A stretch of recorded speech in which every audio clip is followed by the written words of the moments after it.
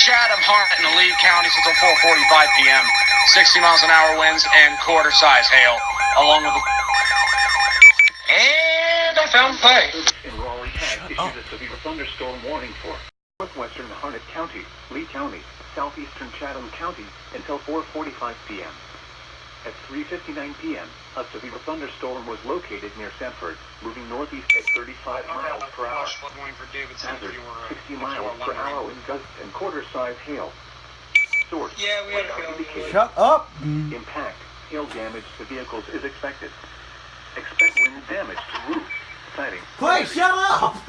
Locations impacted include Sanford, Broadway, Lemon Springs, God. Montour, Gum Springs, Seminole, Raven Rock State Park, Tramway, Cumnock, and Sharon Harris Reservoir.